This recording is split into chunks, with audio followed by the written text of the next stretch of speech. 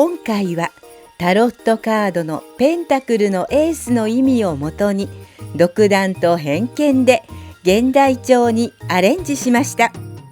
どうぞ最後までお楽しみください。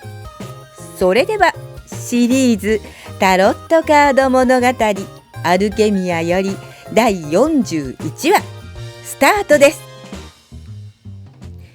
カード名ペンタクルのエース。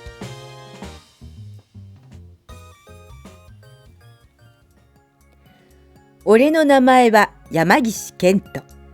身も心も健康な人であれと両親がつけてくれた名前だ。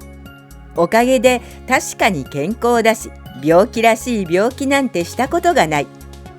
頭の出来はごく一般的だが、それだってできないよりはできるし、できすぎるやつよりはこの程度の方がいいと思っている。あまりにも頭が良すぎると頭のネジが焼き切れるんじゃないかと思う。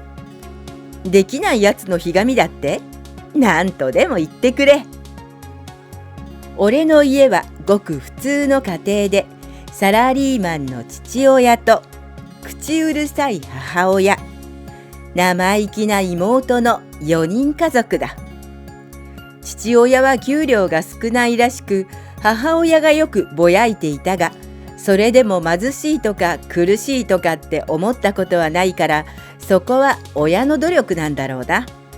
要するに俺は平々凡々に生きてきて、可もなく不可もなくという人生を歩いてきたわけだ。幸せかと聞かれたら幸せな部類だろうと思う。これで両親が不仲で喧嘩ばかりしているなんてことならば、子供としては不安要素が強くなり、幸か不幸かと言ったら、まあなってみたことがないので、そこは言及を避けよう。さて、ここまで平和に過ごしてきた俺も今年から大学生だ。あまり知名度の高くない、でも低くもないという大学に合格した。これからの4年間は目いっぱい遊んで過ごすぞと意気込んでのスタートだった。しかし親はそんな俺の企みを分かっていたんだろうな。大学が決まった。しかも通学は無理な距離にある。アパート暮らしをするしかないとなった時に言われたのが、学費は出すが生活費までは無理。バイトして頑張れということだった。しかも笑顔で。子供を大学にやるのは金銭的に大変なのはわかるが、生活費を自分で稼げっていうのはひどくないか。それを最初に言ってくれてたら、俺だって家から通えるような大学を選んだよ。大学の4年間は親から全面的援助を受けられると思い込んでいた俺はかなりのショックを受けた。遊んで過ごすはずの4年間がガラガラと崩れていくような気がした。もちろん多少のバイトはするつもりだったけど、生活費を稼ぐとなれば多少では済まないわけだから、音を立てて崩れるってのもわかるだろう。とは言っても必死に勉強してやっと受かった大学だ。それならやめて再度受験し直そうなんてことにはならない。高校の時よりもバイトの時間が増えるだけのことだ。俺は前向きに考えることにした。こうして住み慣れた土地を離れて、誰一人知り合いのいないところでの生活がスタートした。初めての一人暮らしは非常に快適で、窓から入り込む風すら俺を夢心地にさせた。いつか彼女ができてこの部屋に呼んで2人で食事をしてなんてことも考えたりして。しかし問題はそんな彼女ができるかどうかだけどね。さて、荷物もそこそこ片付き、俺は早速バイト先を探すことにした。携帯を開き求人を見るが、そんなに簡単に見つかるはずもない。だいたい大学の近くで探さないとならないわけだから、条件的に厳しい。なぜ大学の近くかといったら、もちろん時間短縮が狙いだ。電車に乗っていくつもの駅を移動していたのでは、それこそ時間の無駄というやつだ。だから移動時間を極限まで短縮するという目的で大学の近くを狙ったわけだ。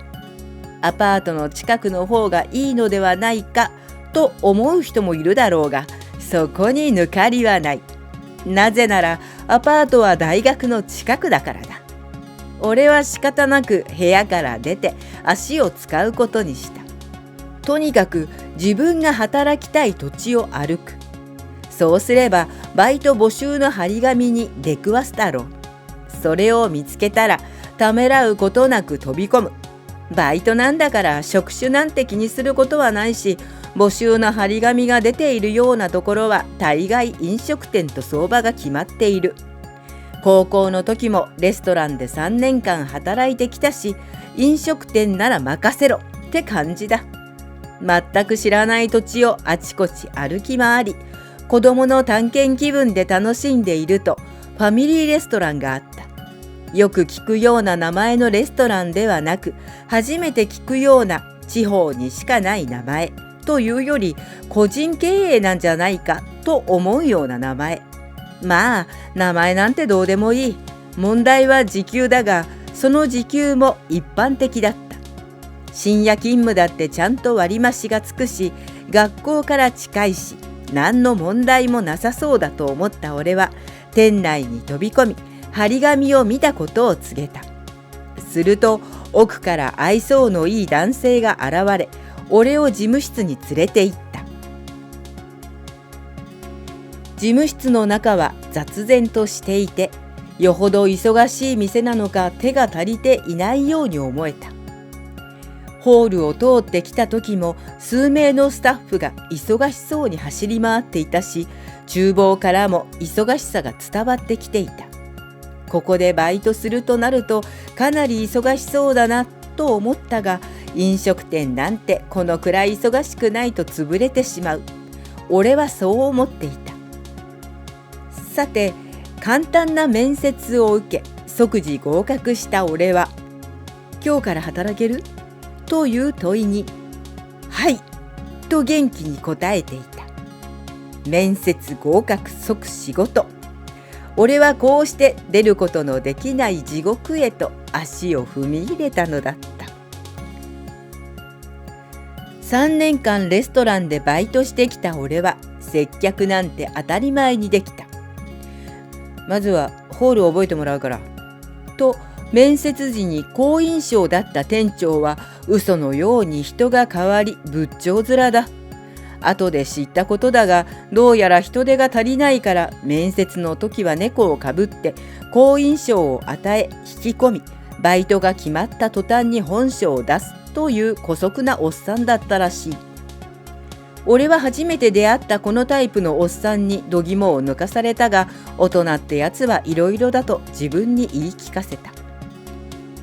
君は経験があるんだからホールくらい2日で覚えてくれ。はいとは言ったものの、マジかよというのが本音だ。どこに何があるのかもわからないのに、まずはそれを丁寧に教えてもらってからだろう。しかしこれがここのやり方なのだろうからしょうがない。郷に行っては郷に従えという言葉もあるくらいだからな。俺は文句を飲み込みながら先輩に教えてもらうことにした。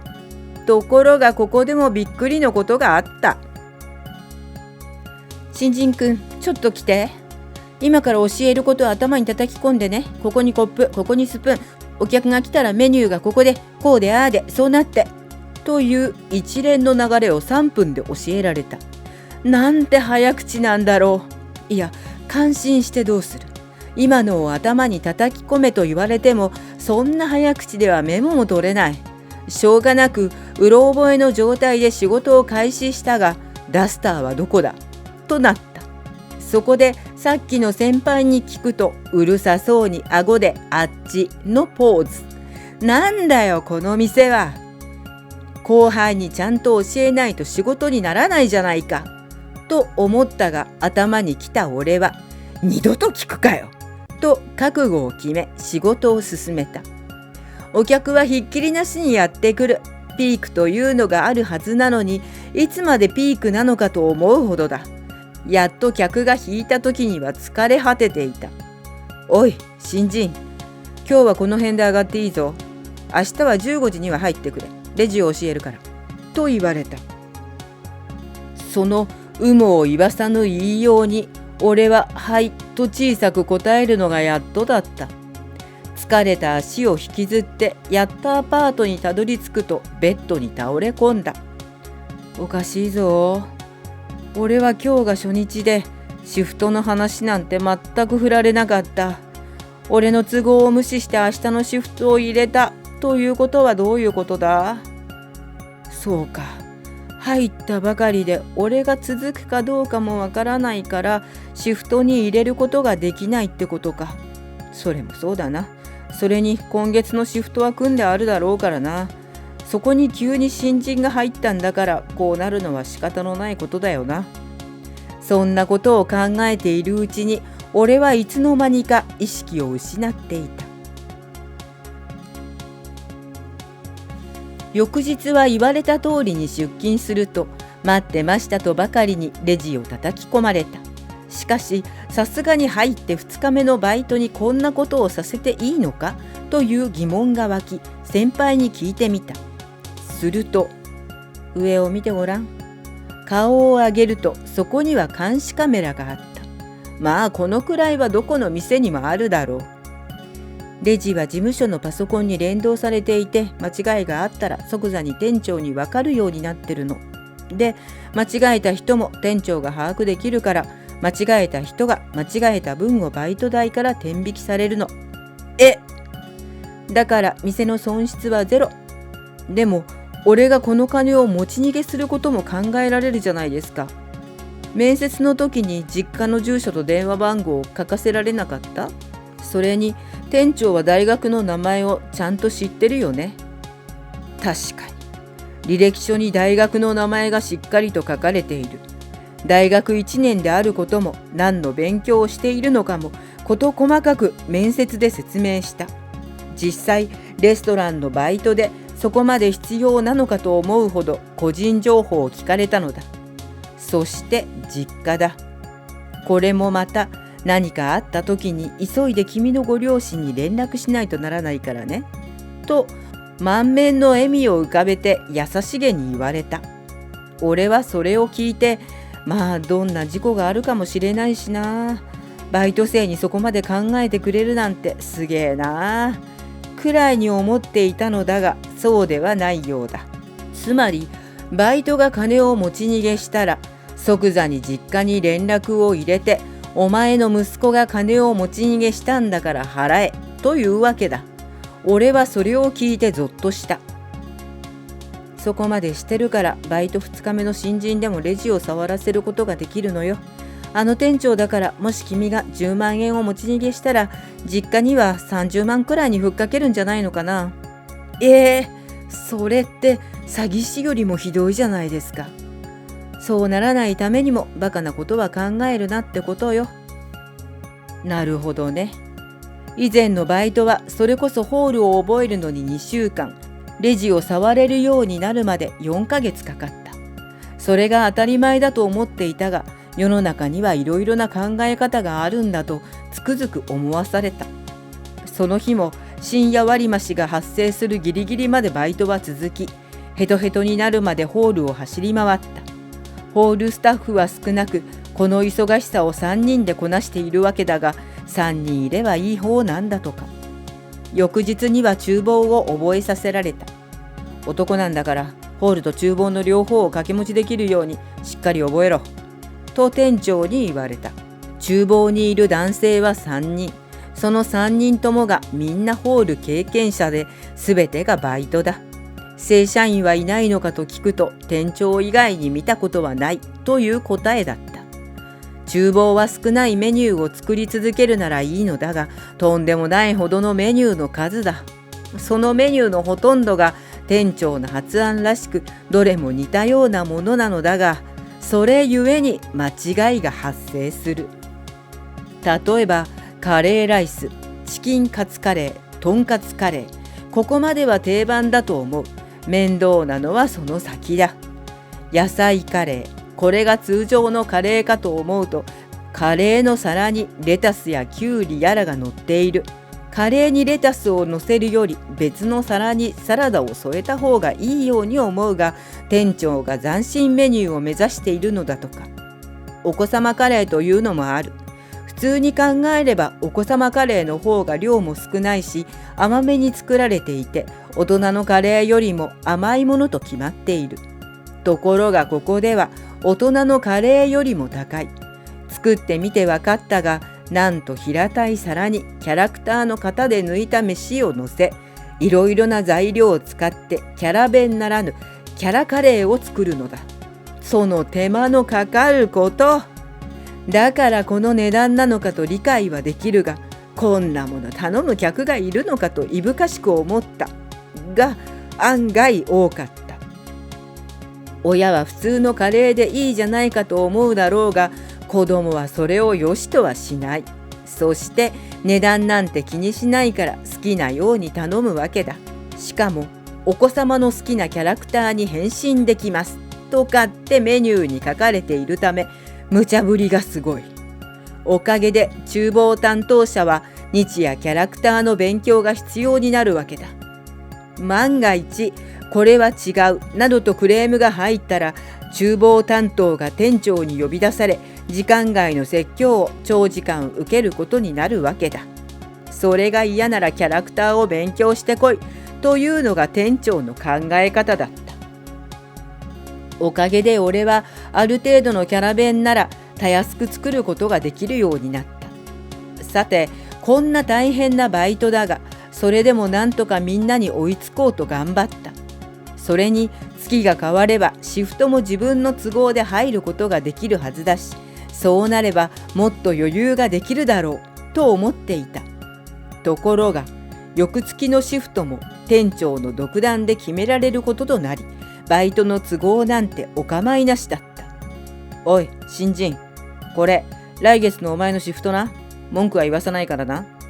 でもなんだよ、文句は受け付けないって言ってんだろ。俺の都合を聞かれていませんが。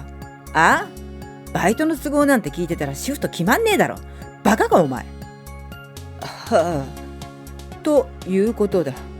さて、それでも仕事を覚え頑張り続けた俺は偉いと思う。というか、次のバイトを探すのが面倒だというのもあったけど。そして半年が過ぎた頃だった。毎月のようにシフト表を渡された俺は目を疑った。なんと俺のところだけがびっしりと入っているのだ。これでは大学に行く暇がない。俺大学に行かないとなんですが。あ？大学？そんなのは友達にノートを移させてもらえばいいだろう。こっちはスタッフが2人も辞めちまって大変なんだ。辞めたって？確かにたまに顔を合わせていたやつと最近は会っていない。お互い同じバイトなのだから連絡先の交換くらいしておけばいいようなものだったが、忙しすぎてお互いにそんな気が回らなかった。うるせえよ。また次のバイトが入るまではお前だけじゃなくて他のやつもシフトを詰めるしかねえんだよ。って言われても俺のところだけがめちゃくちゃ入ってるんですが。ああ、そうそう、お前に朗報だ。お前来月からバイトチーフに昇格だから頑張れよ。ありがとうございます。時給いくら上がるんですか？200円だ。嘘だろ。バイト生をまとめてそれなりの責任を持たされるのに上がる時給は200円かよ。まあそういうわけだから、お前のシフトがそんな状態でも至極当然の成り行きなんだよ。頑張れよ。そう言うと店長は笑いながらさっさと事務室に引っ込んでしまった。それを見ていた先輩のバイトが俺に声をかけてくれた。どんまい。バイトが一人減るとね、大概こうなるのよ。でもチーフに昇格できたんだからよかったじゃない。昇格ってなんで俺がバイト始めてまだ半年なのに。まあ生贄、いや店長に見込まれたってことでさ、頑張ってね。生贄、これは見込まれたってことじゃなくて生贄ってことか。しかもシフト表をよくよく見ると、仕事開始が早朝5時半、退勤時間が翌日の早朝4時、次の開始が早朝5時半、休みは週半ばの水曜日だけ。もう絶対に大学には行けないってことで、きっと大学に行かせないつもりなんだと思う以外になかった。しかし次のバイト生が決まれば、こんなシフトともおさらばだ。俺はとにかくバイト生が入ることを願いながら仕事を続けていった。早朝5時半に出勤し、仕事に入ると早朝ということでホールスタッフは一人だった。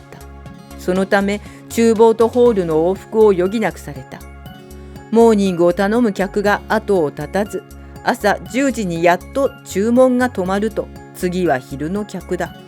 その頃にはホールスタッフも増えて3人体制だが、忙しさは朝の日ではなく、疲れたなんて感覚さえ感じられない。ほぼ戦場さながら。瞬く間に昼が過ぎ、15時になった頃、遅めの昼食となるが、チーフの俺に休憩なんてものはなく、厨房で立ったまままかないを食べる。そうしているうちに夕飯の客が押し寄せ始め、これまた戦争が始まる。ありとあらゆる注文を次々にこなしていくうちに、アルコールの客が来て、クレームの客まで俺が対応しないとならない。その間にお子様カレーのような手のかかる注文が入る。夕飯の戦争タイムが終わるともう22時を過ぎていた。さすがに早朝からの勤務のため、俺はヘトヘトに疲れていたが、それでも翌朝の4時までの勤務だ。ここでへばってなんかいられない。夜のシフトと入れ替えがあり、少々のんびりムードで仕事ができるが、それでも俺の仕事は休むことができない。というのも、チーフとなったことで事務作業までが俺の仕事になったからだ。在庫食材の発注や勤務管理など、やらなければならないことが多すぎる。たかだか時給200円アップでここまでしないとならないのかと思うと、チーフなんてやめたくなる。これだから生贄なのかと納得した。誰もやりたいと思わないだろう。これが他の職場ならば、ここまで過酷な労働なんてないと思うが、始めてしまったことだけにどうしようもない。嫌だろうがなんだろうが、やらねばならないのだ。事務所で店長の苦虫を噛みつぶしたような顔を見ながら事務をして、そうしている間にもクレームが飛び込み、それらを対処しているうちにやっと勤務終了となった。しかし次の勤務は90分後だ。俺はアパートに帰ることもせず、やっと休めると思いながら休憩室で仮眠を取ることにした。こんな生活がしばらく続き、倒れる寸前の2ヶ月後、やっと新人バイトが入ってきた。俺はこいつだけは逃がさないという気持ちで、そいつにべったりと張り付き仕事を教えていった。やめられたら同じことの繰り返しになることは誰でもわかるのだから。だがバイトの4年間の間に何度となくこれを繰り返した俺は、大概のことではへこたれないほどになっていた。こうしてなんだかんだと文句をつぶやきながらも4年間を過ごすことができたのは、俺の忍耐力のおかげだと思っている。さて4年生となり、就活も無事に終わり、大学も卒業の時期が近づいた頃、俺は店長に言った。今月いっぱいで辞めます。大学生がバイトしているのだから、大学を卒業する頃には辞めるというのは当たり前の話なのだが、店長はそうは思っていなかったようで、なんでと来た。大学も卒業なので、来月からは社会人です。それはわかるが、社会人ならば働かないわけにはいかないだろう。はい、就職先も決まりました。なんだと？そんな話は聞いていない。いや、大学生なんだから卒業イコール就職だろうさ。どこに就職するんだ？株式会社ワールドホールズです。飲食店の会社じゃないか。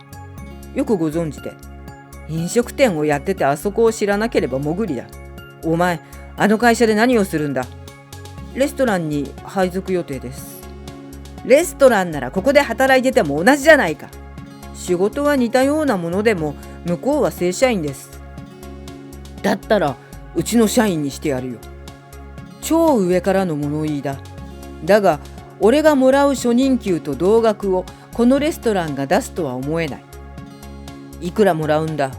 こっちならば仕事も慣れてるしやりがいだってあるじゃないか。向こうに行ったらお前のようなやつはバカにされるだけだぞ。三流大学で大したこともできないんだからな。言ってくれるな。確かに三流大学だが、その三流大学の学生を大手飲食店企業が入れてくれると言ってるんだからいいじゃないか。まあそれもこれも悪名高いこのレストランで4年も頑張ったおかげなんだけど。というのも履歴書にバイトのことを書いたところ、面接官が驚いていたのだ。あの店で4年も？ご存知なんですか、あのレストランを。ご存知も何も、あそこを知らないなんてよほどの無知だろう。聞けば、あそこでバイトを続けることができればどこの企業も欲しがるというくらいに、その悪名の高さは有名で、それほどバイトが続かない店ということらしい。確かにこの4年間の間に俺は何人ものバイト生を見送ってきた。最後まで続いたのは、俺を除けば辞め方を知らないとぼやいていたやつと、面倒だから辞めないけど本当なら辞めたいと言っていた2人だけだ。ということで俺は飲食業界でも大手の企業に就職することができたってわけだ。何もできなくても俺としては正社員になって頑張ろうと思うので、今月いっぱいで辞めます。もう一度辞める意思を伝えたが、それから1ヶ月間は俺を見る店長の目がいつも以上に厳しく、ことあるごとに嫌味を言われたり怒鳴られたりした。俺の方もどうせもうすぐ辞めるんだからと今まで心にしまっておいた思いをぶつけ、最終的にはそんなに気に入らねえんならさっさと辞めちまえばいいだろうと言われたため、はいさよならと辞めることができた。最後はバイト代が入らないんじゃないかと思ったが、さすがにそれをしたらやばいと思ったのか、ちゃんとバイト代は払われた。この経験が俺の人生で最も大きな出来事となったわけだが、おかげで就職した会社ではどんな仕事でもへこたれることはなかったし、パワハラ上司であってもいなすことができた。そのため俺は同期の中でもトップで昇進することができ、20代後半にして店長を仰せつかっている。どこの店でもバイトが続かなかったり、だらしないバイトがいたりする中、俺の店だけは雰囲気もよく、バイトが辞めることがない。それどころか高校を卒業したり大学を卒業後も社員になりたいと言って残ってくれる子が多い。あのクソのようなレストランで働いた4年間のおかげで、俺は人を大事にし、仲間と築くことの大切さを学んだようだ。本社勤務の話もあるが、今はまだ店長としてバイト生たちと店を盛り立てていきたいと思っている。いかがでしたでしょうか。このカードは長い時をかけて培ってきたことや惜しみなく力を注いできたことが大きな成果をもたらす時期であり、実りを受ける可能性を示唆しています。面白かったと思ったらチャンネル登録とグッドボタンをお願いします。それでは次のお話でまたお会いしましょう。